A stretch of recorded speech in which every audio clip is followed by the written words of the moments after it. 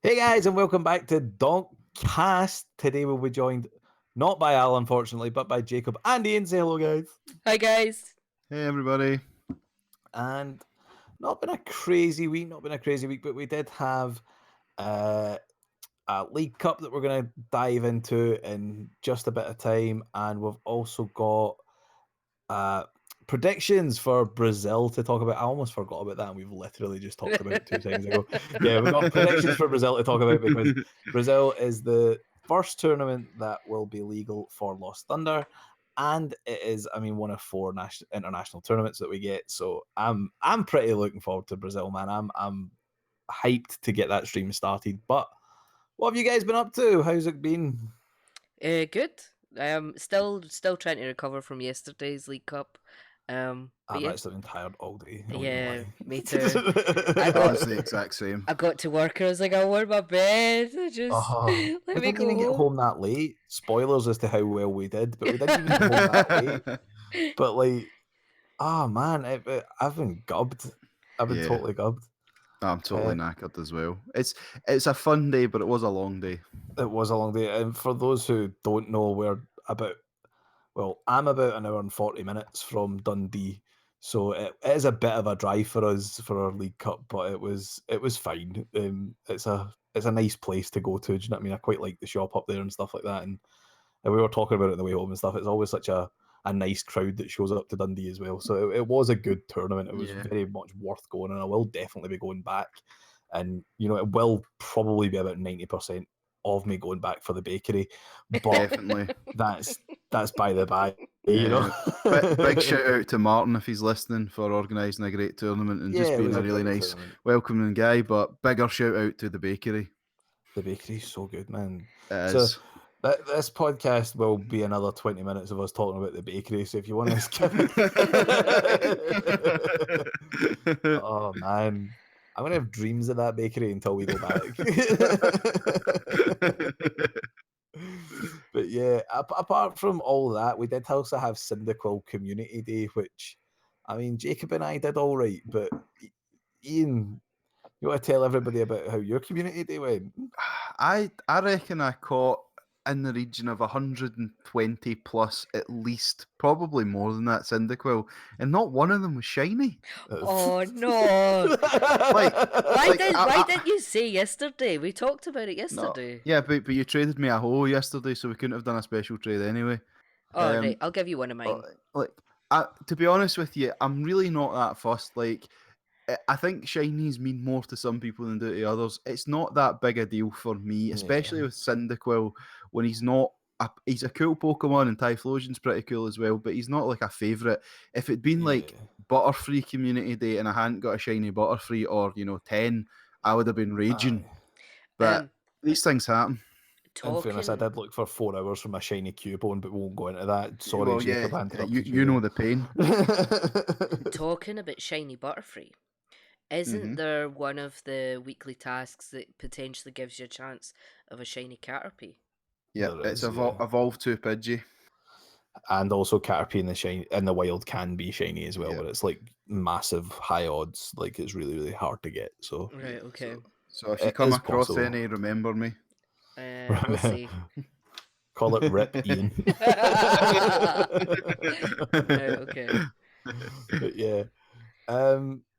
So yeah, it's been a fairly. It's actually been quite a busy week, but just been like kind of mess stuff. Like it's like a community day and a tournament and all that sort of stuff. But next week is Brazil, and as you can tell, I'm a little bit excited, and I want to get into predictions for Brazil in just a second.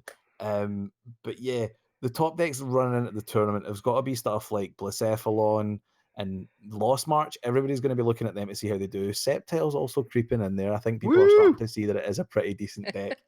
But what do you guys think's actually winning it? I'm going to put it over to Iain first. Tell me what is the one deck? You're only allowed to pick one deck to win it. What's it going to be?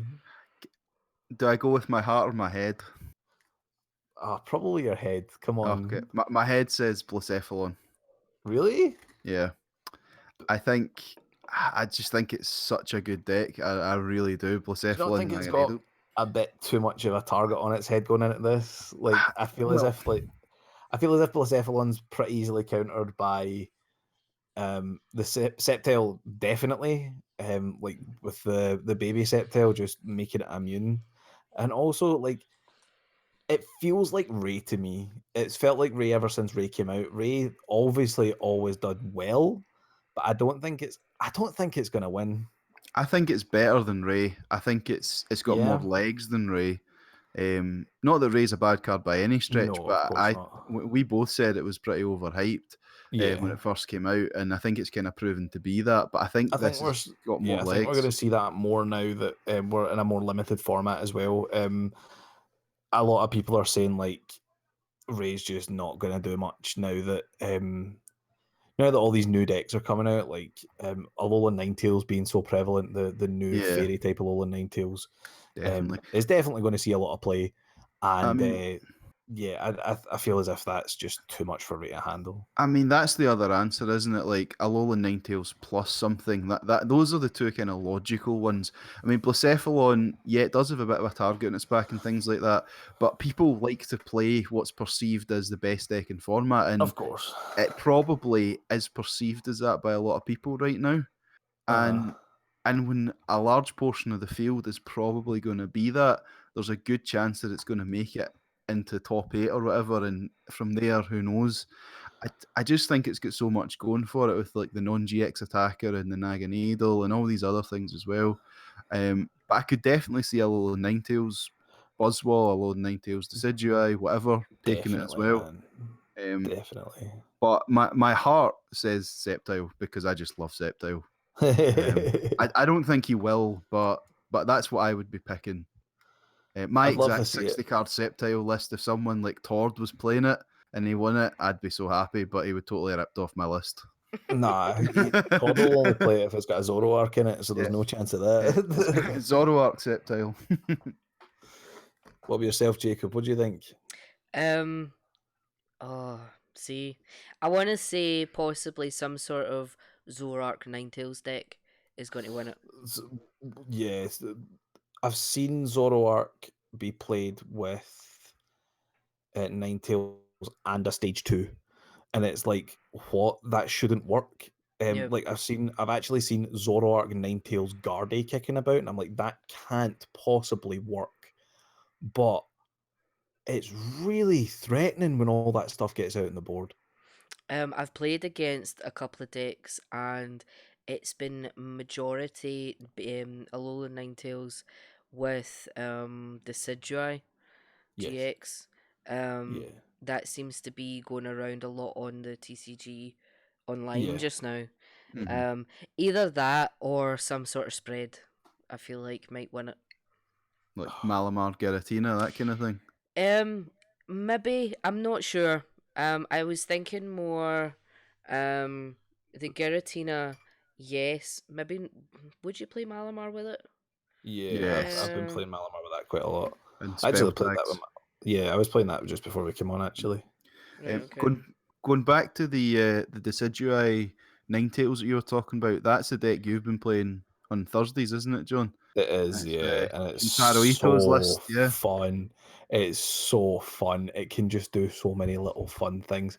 I think it plays something like, now I've not got the list in front of me, I'm going from memory here. I think it's something like 7 or 8 one-of item cards. Or like, I think it's maybe 9 when you count things like Timer Ball, which there's like 2 of. And like, just as soon as you throw down that Ninetales, just your deck is just so open to you. There's so much you can grab. You can grab like counter gain to let Ninetales attack for 1 energy. You can grab a rare candy, evolve up a Decidueye, choice band, timer ball. There's so much versatility in it. I love that deck. It's Shintaro Ito's list, isn't it? That's the one I've been playing. Yeah. If you're going to trust anybody, you might as well trust the guy who won Worlds with Mega Audino. Exactly. Let's be honest. It's like, I think he knows how to play. well, my thought was, I want to buy Ninetales because I think it's going to go up in price. And then I bought Ninetales and went, oh, what am I going to play it with? And found Shintaro Ito's list pretty quickly, and I was like, yeah, go on then. That sounds amazing. So yeah. I like Rukan's idea as well, the one that we spoke about last week with Zoroark, the Decidueye. Yeah, that sounds like a lot of fun as That's well. what I'm saying, and man. Like, it shouldn't work together. Like, the Ninetales No, and the Zoroark together, like, it feels very lackluster. But then when you add in a powerful stage 2, like a Gardevoir or a Decidueye, or even something like a Solgaleo GX, like, yeah, oh, hold on a minute, these are starting to get a bit dangerous. especially when Solgaleo, the new promo one, takes away weakness. Yeah, So, like Zoroark without weakness to Buzzwole is pretty scary. yeah, definitely, man. Definitely. What are you thinking is going to win Brazil then? My head says, do you know what, it's probably just Buzzwole again. You know, like, surely we can't write Buzzwole out right now. It just got a shiny new toy in Ninetales, and I'm willing to stake my claim that it's going to be that. Buzzwole, Ninetales GX, the fairy one, and, you know, evolve up to Mysterious Guidance, or whatever the hell it's called, to grab 2 B strings, and suddenly Buzzwole's got, like, all the energy it needs. It's good to go in one turn. And it's so searchable. The Vulpix is nice in that list. You can still play Lycanroc. Like, oh man, I love it. Brooklet Hill works perfectly. Brooklet Hill does work perfectly indeed. I think so much going for it. Whether it's going to be the definitive list in the meta or the definitive pairing in the meta remains to be seen, obviously, because the Decidueye, it's been very popular with that. You've talked about Guardian, things like that. I think for us, when we are going to be looking at building lists, I reckon Baby Buzz is, or sorry, not Baby Buzz, but maybe him as well. But Buzzwole's the way that we're going to go with Ninetales. I think that's what we as a group will settle on as the kind of our best version it's got of everything we want. It's got everything we've ever liked. It's even got a Lycanroc for Al, which Al reckons that, you know, speaking for Al, he's not here today, but Al reckons that it's really a Lycanroc deck with Buzzwole added into it, because Lycanroc's so important in that deck, and it's hard to really say anything bad about it because it's such a good card. Lycanroc is easily one of the best cards in the format right now, and I still feel it's underrated. It's so overlooked.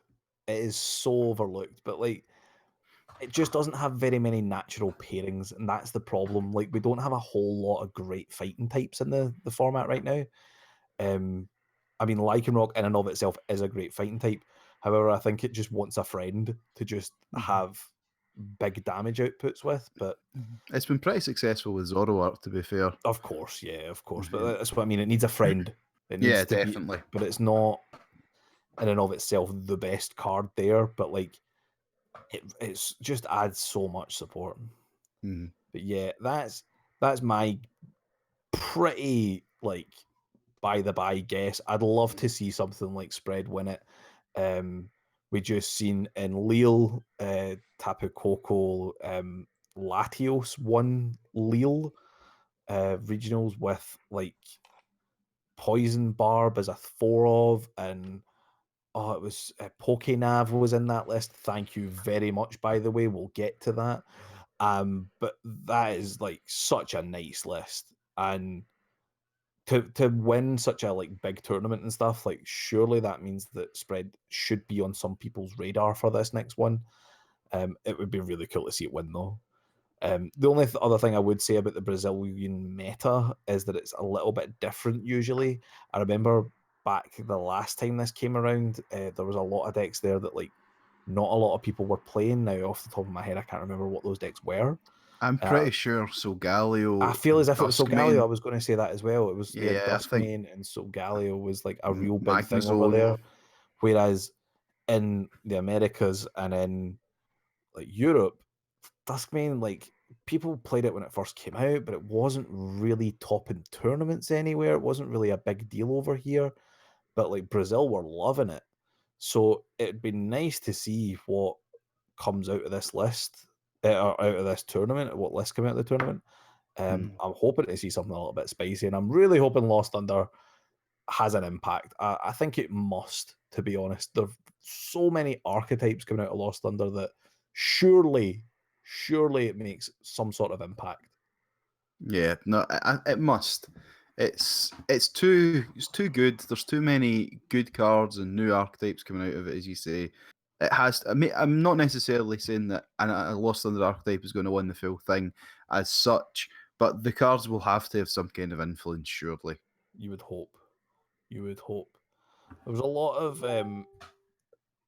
of hype around too many decks for them not to show up somewhere. So, and none of us mentioned Lost March. I want Lost March to win it. That's what I want to win it. Because so many people said, "Oh, Lost March, it's just a balanced night march, and it's not even very good." And what I want to see is Lost March dominate. I want to see that be first place and second place. I want to be a Lost March mirror in the final. Yeah, I'd be quite happy to see that. Just out of interest, do you know who's doing the stream? Is this an official Pokemon stream Oh, with like Puka and all those kind of guys in it? pass. Right, fair enough. I don't know. I should probably look Yeah. that up. Because if it is, then that's awesome. Because like Puka's great, and the other guys have got on there as well are usually really good as well. Like Jeremy and all those kind of guys. But the dead draw gaming guys are really really good as well. So if they were doing it, that'd be pretty cool. The Dead Draw guys did do very well. I'm hoping that they do more. I know they're booked for something like 5 tournaments over 2019 season, I think. I think they've got like 5 tournaments that they're going to be doing. I remember seeing that somewhere. That's awesome. Yeah. Imagine how good it would be if in 2020 we're invited to do. That's it. 2020. It's the dream. Donk TCG. It looks like it's an official stream. Cool. TCG commentators are Jeremy Jalen. I don't know that name. Nicholas Pierce. AJ Schumacher. And that's it. That's all the names that are listed there. So is no Kyle Puka, not on there? No Sukovic, nothing. Or Kyle Sablehouse, he's not on it either? No. It's only those 3 names listed. So we'll see if any more come up. But it's on there for... I'm hoping that that's the right one. And it's this weekend, isn't it? It's the weekend. It is. So the 16th it starts, I think. So make sure everybody who's listening, you guys go and watch it because it is going to be awesome. It'll be on the official Pokemon Twitch for anybody looking for it. Pokemon TCG on Twitch. And we'll also be quizzing you next time we see you, so make sure you watch it. If people rock up to our local with anything but one of the top 16 decks from the Brazilian International, I want to know why. I want a written note. It's signed by your mum. Telling me why you've not done it. Oh, yeah. Did you guys see the Detective Pikachu trailer? Yes. Now, it looks amazing. I want to preface this by saying I thought Detective Pikachu was going to be terrible. Like, because the game looked cheesy as all hell. But the trailer looks really good. The movie looks awesome. It looks so cool.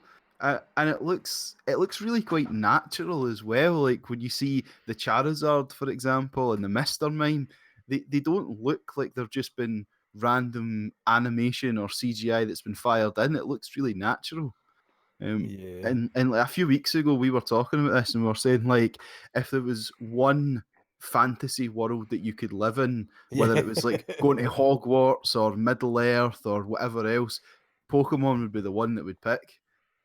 100%. It's like just spending your life traveling about cool countryside, catching Pokemon and battling is literally the dream. Nah, I'd get a ranch and I'd be freaking Brock, man. I'd be a Pokemon breeder and gym leader. That's my goal. That's fine. Like I want to travel. You can come on my Pokemon journey with me. I'll be Ash and you can be Brock. 90% of the time I go somewhere, I don't want to be there and I just want to come home. So no, I'll get a bit of farmland out in the Shire and yeah, I'll be pretty happy out here. Just living my best life with my 40 Marowaks. That's my plan. I'll be the Pokemon professor for this town, and people will come to me to get their Cubone to start their journey with. They get a choice between Cubone or Cubone. No Stuffle? Nobody's getting my Stuffles. Oh, sorry. No, Stuffles are dangerous, man. Do you know watch the anime? Beware kicks the utter hell out of Team Rocket like all the time. Like No. he's a big boy. Okay, I'll need to go and watch it then. No, Beware's pretty aggressive, man. You can't give that to kids. I'd get battered by a Beware every time I went down the street. No, they can have a Marowak. Marowak's not exactly child friendly either. It's got a stick. It'll be fine. He's a pretty cuddly looking bone creature. It'll be all right. No, it's whoopers you need to give them.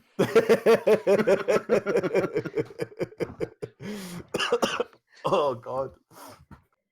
Oh, dear. I'll give some kids the whoopers. Yes. But some of the better kids will give... The kids I like will give Cubones to, right? We'll do that. Jacob, will you come on my Pokemon journey with me? Of course. You'll need to teach me everything, though. That's fine.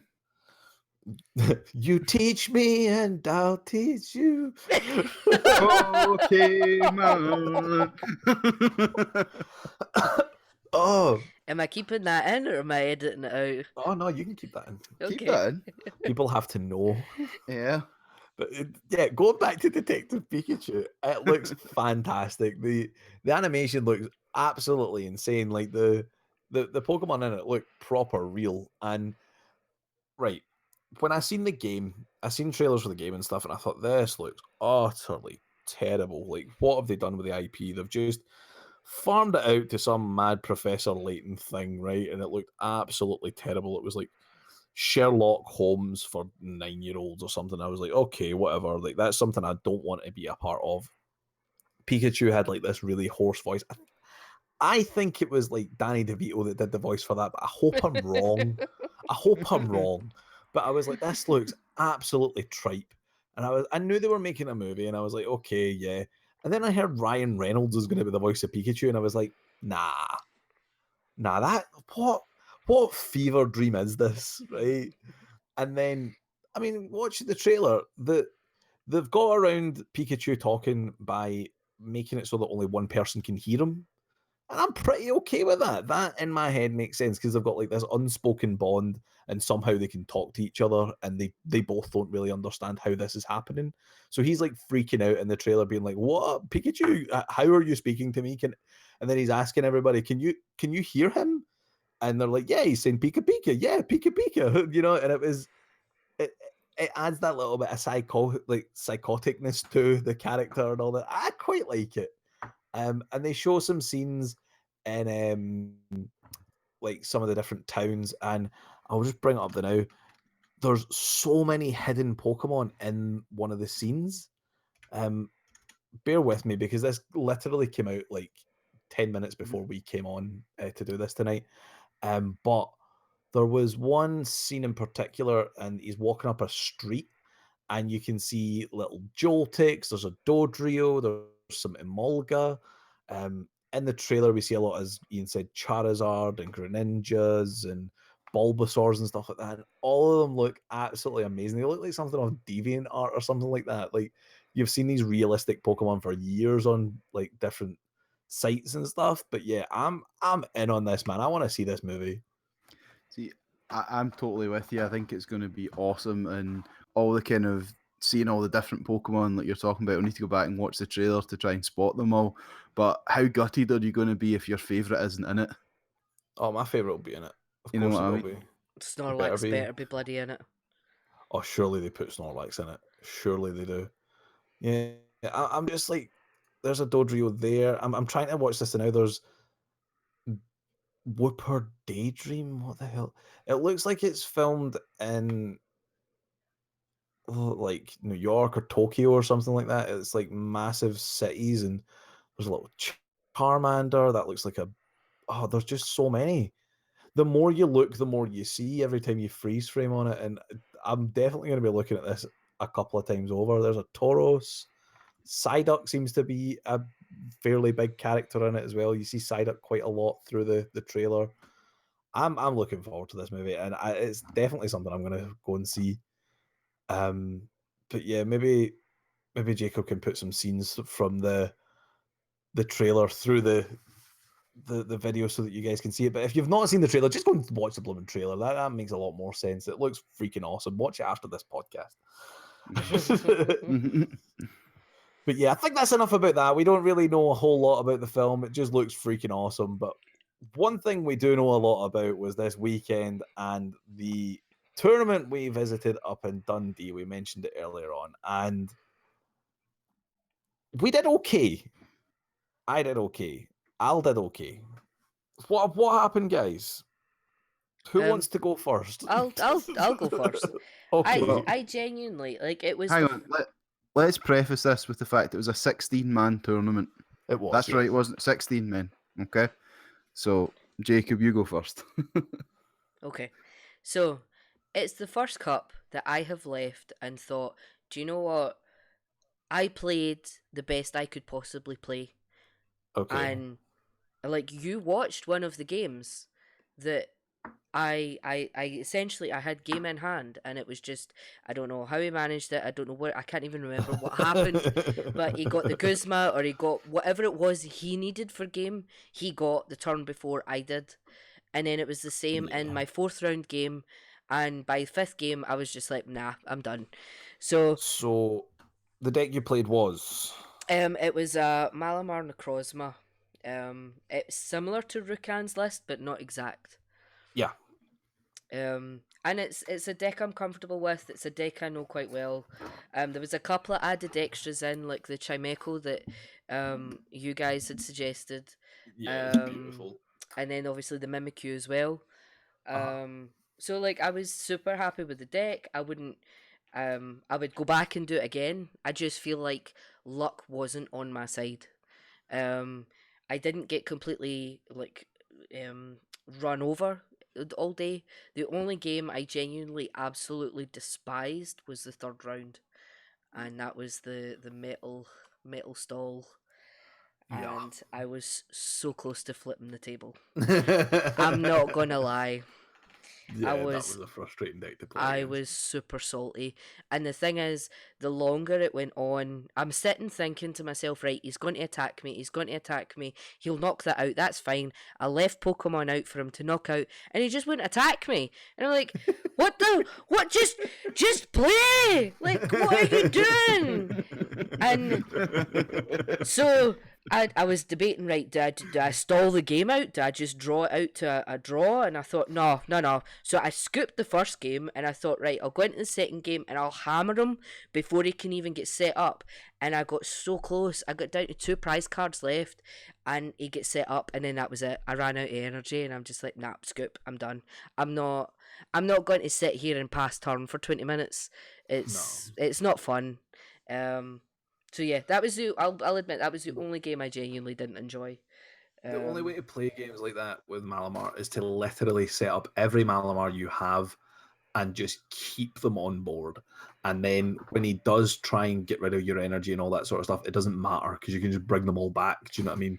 But that's so much easier said than done. No, the thing is, like, I had energy on board, but I wasn't doing any damage because one, he was resistant, and two, he had the bloody stack attackers doing -10. Yeah. And metal frying pan.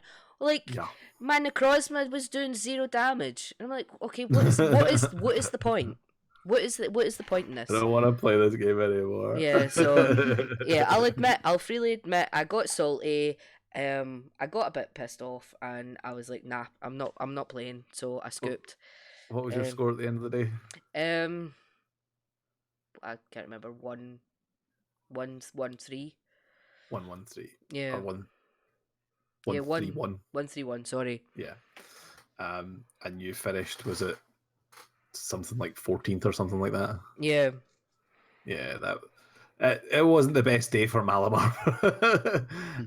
Al also, he played Malamar as well. The two of you guys played a kind of similar list. That was the deck that we'd all kind of planned to play. We'd all planned to play the same deck, and then Iain and I kind of deviated towards the end. I think you guys also had deviated a few times in between the decision-making process, but you guys actually stuck out with an original choice. Al went 1 win, 4 draws. I think at one point he'd drawn 4 games. Yeah. And he'd considered ID in the last one just to make it 5, but he managed to eke it out in the last game, and he got the 1 win and 4 draws. And I think he finished something like 7th on the day. That sounds about right. But it was just all draws. So he had no chance of making top cut, but I think he had a fun day. I mean, he's yeah. Apart from, I think it was the end of round 3 when he started shouting about how he hated the deck or something like that. That was funny. What about yourself, Iain? So I played Buzzgarb Weavile Shrine. Yeah. A deck that I know backwards and could play in my sleep.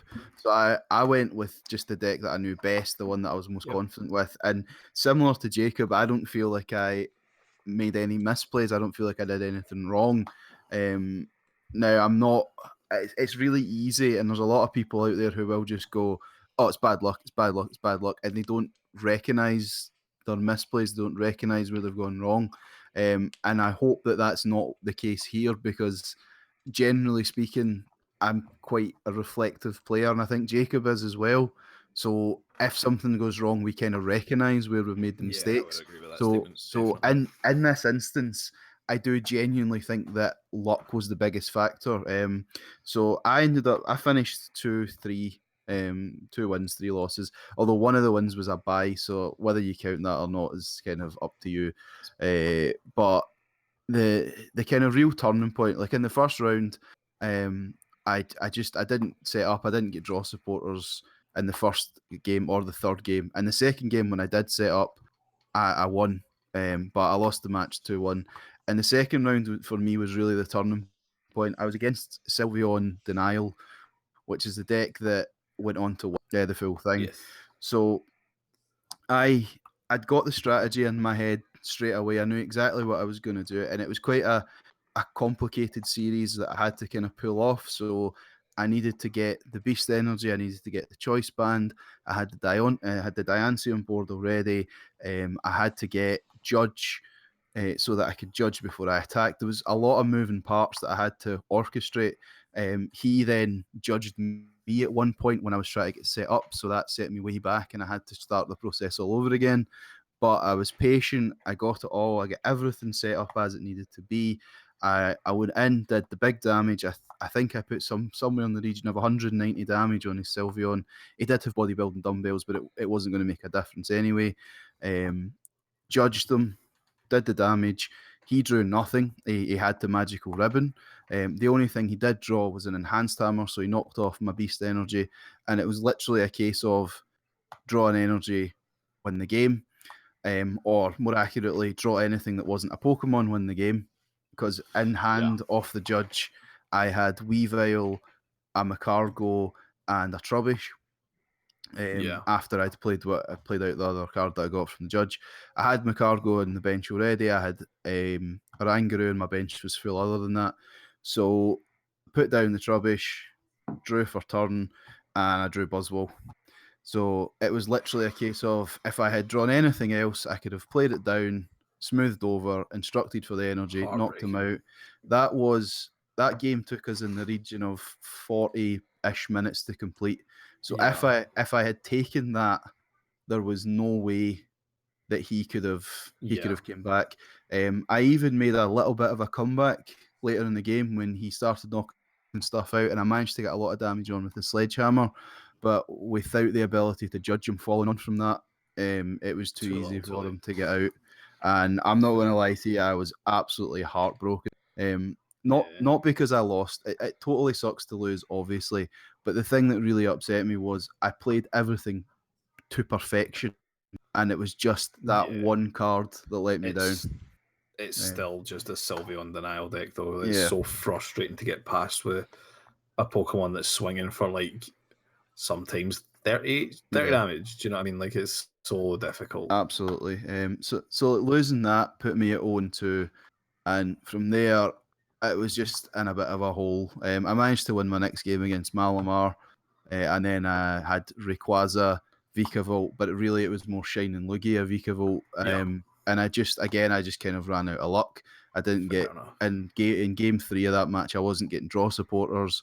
When the prize trade started, I had no way of stopping the price trade. I had to try and knock out his Lugias, but there was nothing I could do.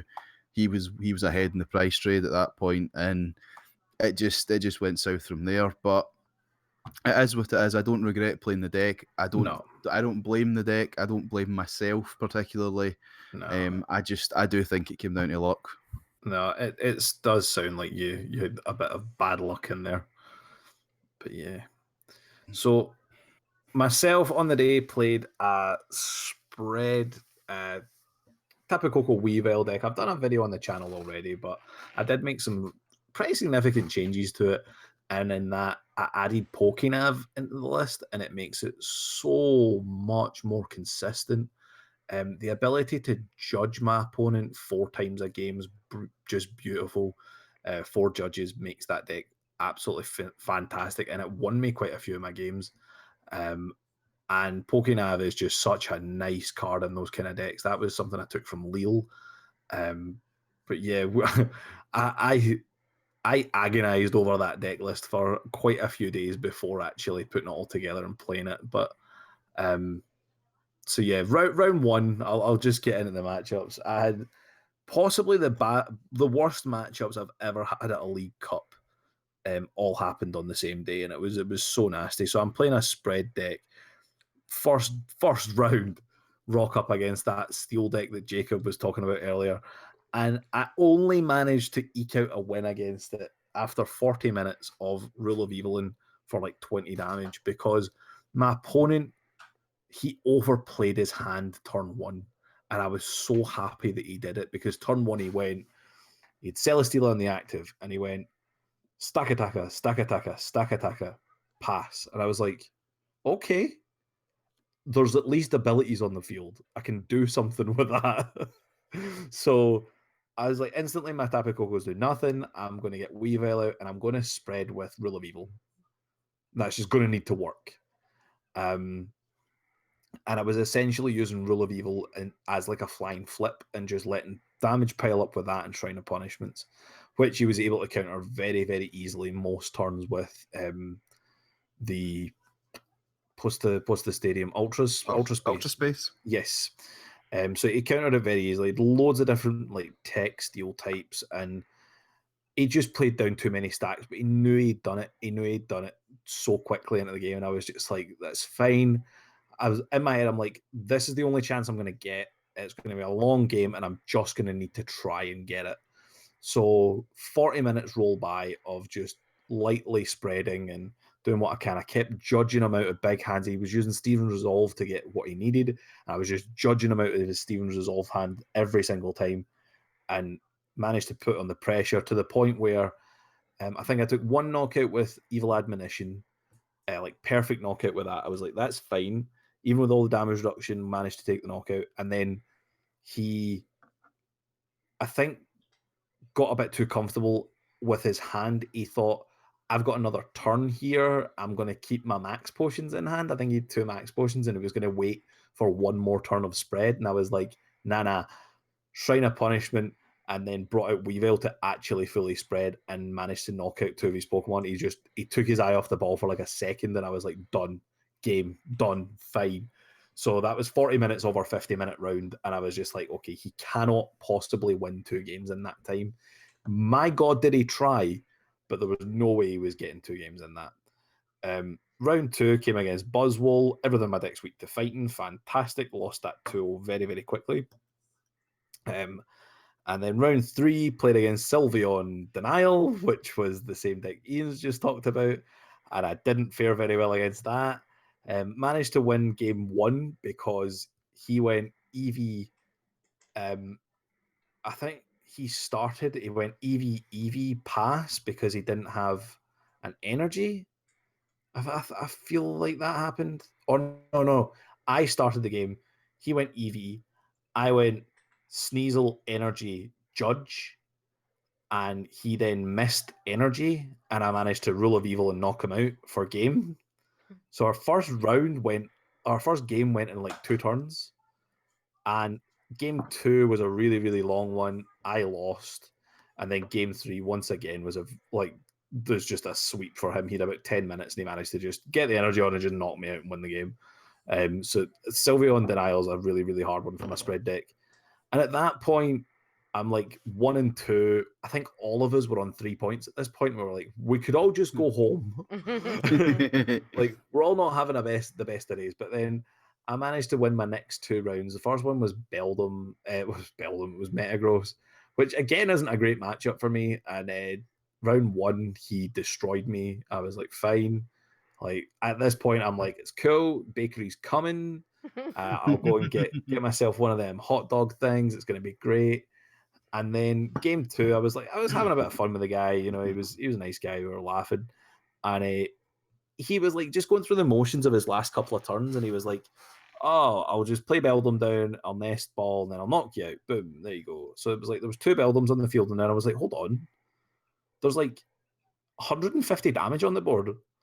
I can just magical swap and win the game."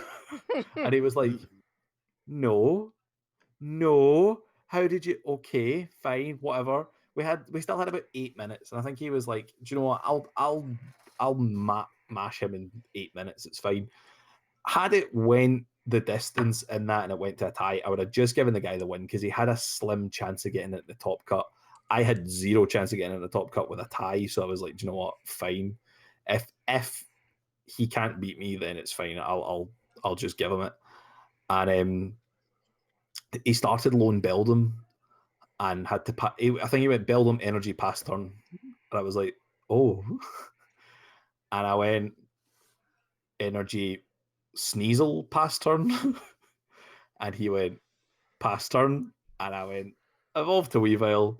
And then I had to find unit energy. There was already one on the discard, and I had to find one. And went Cynthia, found the unit energy, and slashed for game. 78 damage. So I got as close to a donk as I could possibly get in that round. Was really, really happy with that. And I was like, okay, at this point, if I win out, there's a very, very slim chance of getting in the top cut. It was a top cut of 4, so I was like, anything could happen. And the stars aligned. I played against Rayquaza. Rayquaza is one of my favorite matchups to play against because most things have an ability, and Rayquaza is weak to Fairy. So there's just so many opportunities for me to take knockouts in that game. I managed to win pretty easily game 1 because the first card he put down was Rayquaza. And when he milled the top 3 cards out of his deck, he went Rare Candy, Rayquaza. And I was like, yes, I've won this. He also had 1 Rare Candy prized. I don't think he got Vikavolt up at all that game. And then the second game was a longer game, more drawn out, but I managed to win it pretty convincingly. So I was more than happy with 3 and 2 on the day. Managed to actually get 5th place, which got me an extra booster pack, but not quite top cut. But I think if someone had lost or someone else had won, then that would have changed the matchups and I would have gotten into top cut. So you've got to try at that point. But I was pretty happy with 5th with 2 losses. So yeah, it was a good day. But just really, really, really awful matchups the entire day. I was not happy with my matchups. But yeah, maybe I should have played Malamar. Yeah. It's just one of those things, isn't it? That sometimes things go your way, sometimes they don't. Whether it's matchups, whether it's luck, whether it's whatever. I just don't know what I would have played to beat Stall. Like, Stall annoys me. Stall's a really frustrating deck for me, and I just don't know what I would have played to get round. Like, there was 2 Stall decks there on the day. I hit both of them, and they were both very different. You know, like Metal Stall with Stack Attacker and Steel Frying Pan isn't a thing. Sylveon Stall's very much a thing, but that I've never seen the Metal one before. I've never seen anyone who play that. It works, don't get me wrong. I mean, it made it to top cup, but like, what was going on? What was going on at that cup? Well, clearly the Sylveon mill beat the Metal mill.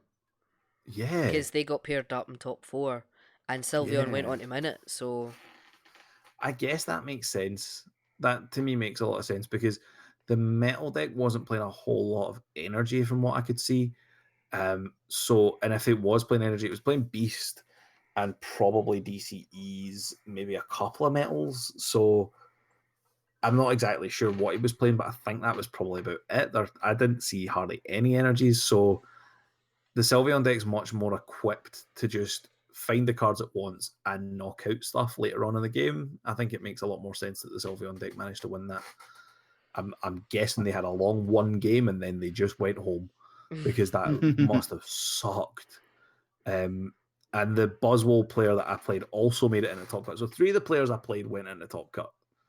So it wasn't as if I got bad pairings, don't get me wrong, like bad matchups for me, but they were obviously very good players, do you know what I mean? So I can't be too salty. But yeah. Apart from that, I don't think there's a whole lot left to talk about this week. What about you guys? No, I think we've covered it all. Just obviously Dundee, really nice store, Highlander Games, definitely worth checking out if you haven't been up there. Definitely. Bakery around the corner, can't recommend it highly enough. But yeah, I mean, we'll definitely go back to Dundee at some point. They're a really nice bunch of guys up there. And for all that matchups didn't go our way and bad luck in games and stuff, it was a fun day overall. Definitely. So I think outside of obviously our local, I think Dundee's probably my favourite place to go for a tournament. Yeah, I would agree with that. I like some of the other places around about here. Like, there's only one shop that I'm not obviously going to name, but there's only one shop that I don't like. You both know what it is. Yeah. And but apart from that, like they are all pretty decent shops, but I really, really like going to Dundee. There's always a really good atmosphere in the room. Everybody's always very welcoming, very happy to be there, and it's just always a good feeling. There's only one problem with Dundee, and that's that it is absolutely Baltic. I know, man. Dundee needs to turn the heating on. I don't mean the shop. I mean Dundee in general needs to turn the heating on. It's not that much further north as well. Do you know what I mean? It's not that much further north. It's just freaking cold. Other than that, great. Definitely, man. Definitely. So yeah. But yeah, big hype for next week. Next week we will do like a kind of deep dive on the decks from Brazil, assuming they have been posted, which I'm hoping Limitless will help us out with that one. I'm sure there's some sort of time difference, so they'll hopefully be posted before we even get together. If not, we might have to delay the podcast a little bit because we have promised a comprehensive rundown of the Brazil decks that I'm sure everybody, including myself, really wants to hear.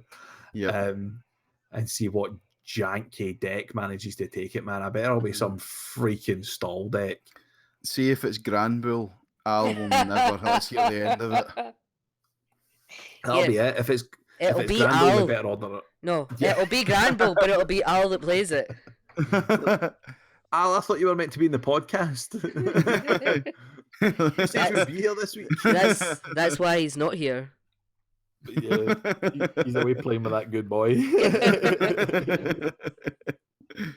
So yeah, be sure not to miss next week, guys, because we do have there's a lot of hype going into this one. It'll really give us an idea of the format, and then it'll give us some nice tasty deck lists to sink our teeth into. And we will definitely, I keep promising this, but I will be making videos sometime soon with a couple of Lost Thunder decks that I have been working on.